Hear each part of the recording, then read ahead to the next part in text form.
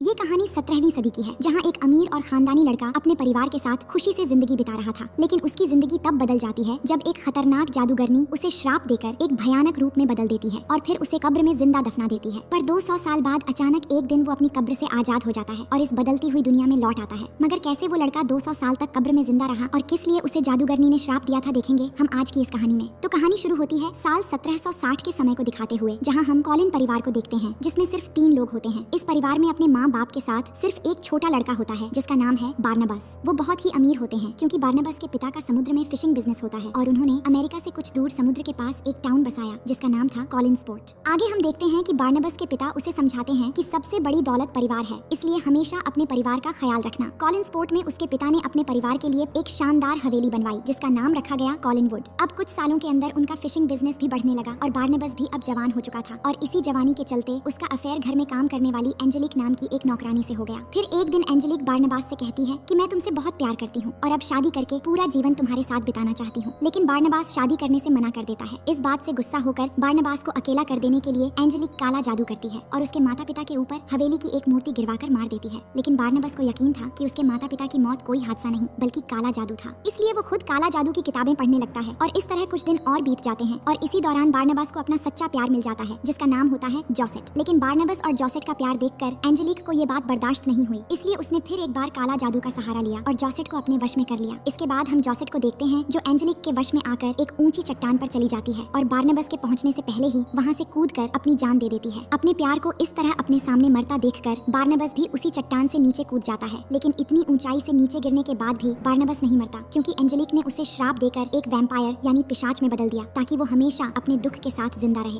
अब एंजेलिक को यकीन हो चुका था कि बार्नबास उसका कभी नहीं बनेगा, इसलिए वो गाँव वालों को भड़काकर बार्नबास के घर जाती है, जहाँ गाँव वाले बार्नबास को वैम्पायर समझकर एक ताबूत में कैद करके उसे जमीन में दफना देते हैं और इसी तरह 200 साल बीत जाते हैं। इसके बाद हम 1972 का समय देखते हैं, जहाँ विक्टोरिया नाम की एक लड़की ट्रेन से कॉलिन्सपोर्ट आ रही होती है। फिर एक गाड़ी से लिफ्ट लेकर वो कॉलिनवुड हवेली पहुंच जाती है। वहाँ पहुंचने के बाद बिल्ली नाम का एक नौकर उसके लिए दरवाजा खोलता है। अब यहाँ विक्टोरिया को घर की दीवार पर बार्नबास की एक तस्वीर दिखाई देती है, जिसे देखकर वो बिल्ली से पूछती है कि ये कौन है। तभी वहाँ एलिजाबेथ आकर विक्टोरिया को बताती है कि ये बार्नबास की तस्वीर है जो कॉलिन खानदान का एक महान और नेक सदस्य था। अब यहाँ हम जान पाते हैं कि एलिजाबेथ भी कॉलिन परिवार से है और उसने अखबार में ये छपवाया था कि उसे एक टेकर की जरूरत है जो डेविड का ख्याल रख सके। एलिजाबेथ बताती है कि इतने बड़े हवेली में अब बस कुछ ही लोग रहते हैं, जहाँ मैं और मेरी बेटी कैरोलिन, मेरा भाई रॉजर और उसका बेटा डेविड। जिस पर विक्टोरिया एलिजाबेथ से डेविड की माँ के बारे में पूछती है तो वो बताती है कि समुद्र में डूबकर डेविड की माँ की मौत हो गई थी। लेकिन इस बात को डेविड आज तक मान ही नहीं पाया। उसे लगता है कि वो अपनी माँ को देख पाता है और उनसे बात भी करता है। इसके बाद वो विक्टोरिया को अपनी बेटी कैरोलिन से भी मिलवाती है। कैरोलिन असल में थोड़ी शरारती और जिद्दी टाइप की लड़की होती है। अब रात में डिनर के समय एलिजाबेथ विक्टोरिया को डेविड के पिता रॉजर से मिलवाती है और साथ ही डिनर टेबल पर एक साइकाइट्रिस्ट डॉक्टर जूलिया भी आती है। दरअसल डेविड अभी भी अपनी माँ को देख सकता है, जिस पर एलिजाबेथ को लगा कि उसे एक साइकाइट्रिस्ट की जरूरत है, इसलिए उसने डॉक्टर जूलिया को डेविड की थेरेपी के लिए बुलवाया था, जो 3 साल से इधर ही रहकर डेविड का इलाज कर रही है। इसी बीच विक्टोरिया को कुछ दूर पर कोई नजर आता है जिसने सफेद चादर ओढ़ रखी थी। असल में डेविड यहाँ विक्टोरिया को डराने आया था, पर वो नहीं डरी। अब आगे हम विक्टोरिया को देखते हैं जो कमरे में अपने कपड़े ठीक कर रही थी। तभी वो देखती है कि कमरे के सामने कोई चादर ओढ़कर खड़ा है, तो उसे लगा कि डेविड उसे फिर से डराने आया है, इसलिए वो चादर को हटाने जाती है। लेकिन चादर हटाते ही वहाँ जोसेट की आत्मा होती है जो विक्टोरिया को बताती है कि वो आ रहा है। ये कहकर कुछ दूर आगे जाने के बाद वो गायब हो जाती है। अब दूसरी तरफ हम कुछ वर्कर्स को देखते हैं जो जेसीबी से खुदाई कर रहे थे। इतने में उन्हें जमीन के नीचे कुछ सख्त चीज महसूस होती है, तो मिट्टी हटाने के बाद उन्हें एक ताबूत मिलता है। असल में बार्नबास को इसी ताबूत में कैद किया गया था। ये देखकर जब उनका सुपरवाइजर ताबूत में लगी चेन को काट देता है, तभी बार्नबास अपनी कैद से आजाद होकर सभी पर हमला कर देता है और एक एक करके उन्हें जान से मार देता है। इसके बाद वो अपने घर यानी कॉलिनवुड पहुंचता है, जहाँ गार्डन में वो बिली से मिलता है और फिर उसे हिप्नोटाइज करके अपने वश में कर लेता है और उससे पूछता है क्या इस घर में अभी भी कॉलिन खानदान के लोग रहते हैं, जिस पर बिली हाँ में जवाब देता है। इसके बाद वो घर के अंदर जाकर अपने हवेली की शाही चीजों को देखने लगता है और इन चीजों के बारे में बिली को बताने लगता है। यहाँ उसे कैरोलिन और डेविड भी मिलते हैं, जहाँ बार्नबास को देखकर कैरोलिन सोचती है शायद ये कोई पागल है जो पीकर आया है, पर डेविड उसे दीवार पर लगी बार्नबास की तस्वीर दिखाता है, जिस पर बार्नबास कहता है कि मैं कई घंटों तक एक ही जगह पर खड़ा था, तब जाकर एक महान कलाकार ने मेरी ये तस्वीर बनाई थी। इतने में वहाँ एलिजाबेथ आकर बच्चों को उससे दूर रहने को कहती है, जिस पर डेविड कहता है कि ये खुद को हमारा रिश्तेदार बता रहा है, मगर एलिजाबेथ उसे एक बहरूपिया समझती है और उसे एक दूसरे रूम में ले जाकर कहती है कि अगर ये कोई मजाक है तो इसे अभी खत्म करो। लेकिन बार्नबास खुद को साबित करने के लिए एक सीक्रेट दरवाजा खोलता है और वहाँ से होते हुए उसे एक खुफिया तहखाने में ले जाता है।